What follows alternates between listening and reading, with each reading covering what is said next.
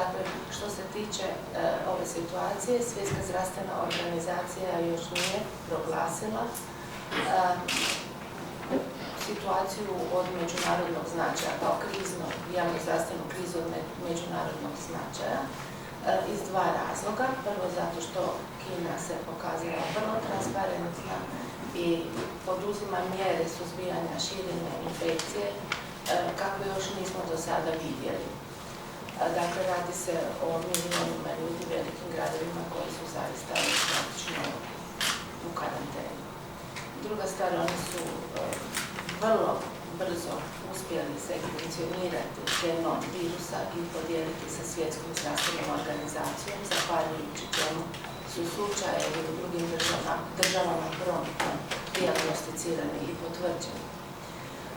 Što se tiče Svjetske zdravstvene organizacije, postoje naputci koji su preporuke za provođenje u Kini i u drugim dijelovima svijeta. Mogu reći da se radi o sporadičnim slučajevima. I to je bio upravo i razlog, znači, zašto Svjetska zdravstvena ovu epidemiju zapravo nije proglasila međunarodnom kao značaja, odnosno krize, od značaja svakako. Od toga imamo 240 osoba koje imaju teške kliničke simptome i 41 osoba je preminula. Ja moram naglasiti da se radi uglavnom o starijim osobama koji imaju neke druge kronične bolesti koje su zapravo, neću reći podloga, ali slabijem imunitetu ili imunokompromitirane osobe. Što se tiče kliničke slike, varira od blagih oblika pa sve do teških upala pluća, što i gripa.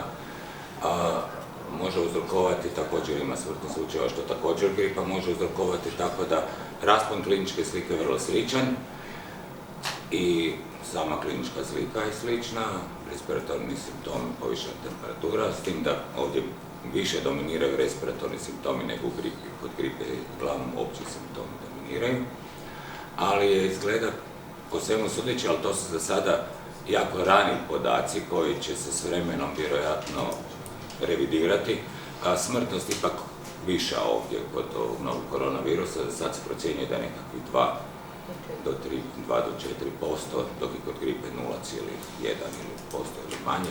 Do sada se smatralo da se ne prenosi, da se ne može prenijeti ako osoba nema simptome bolesti, i ta informacija zapravo još uvijek čekamo potvrdu nezavisnih institucija poput Svjetske zdravstvene Europskog centra za sprečavanje bolesti o mogućnosti prijenosa u vrijeme inkubacije dok još osoba nema znakove bolesti. Službeno mi zaista nemamo potvrdu o tome koji je izvor ovog novog koronavirusa. Što se tiče transmisije, znači prijenosa ovog između čovjeka na čovjeka, i to je još uvijek pitanje definiranja, odnosno ocjene i procjene tog intenziteta prijenosa, zato jer u Kini je zaista potvrđen na prijenos čovjeka na čovjeka i to su bliski kontakti i to su zdravstveni djelatnici koji zbog aerosola tijekom postupanja oko bolesne osobe, pa su se zarazili u Ženevi. Ovo nije slučaj od međunarodnog krizno stanje, nema zabrane putovanja i nema zabrane trgovanja.